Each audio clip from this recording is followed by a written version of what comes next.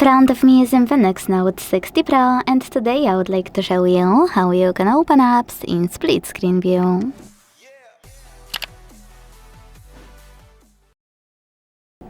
Begin by selecting an app you want to use in this view and launching it in the background like that.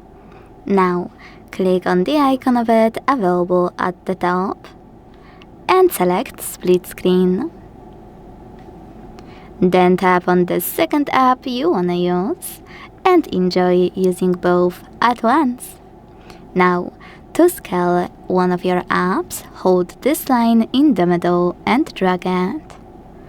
To exit split screen, you can either go back into the background and swipe it like you would any other app, or hold the same line and this time drag it all the way up or all the way down. When you're ready, tap on Home button to close the remaining app. Thanks so much for watching. If you enjoyed this video, leave a like, comment and subscribe. Bye!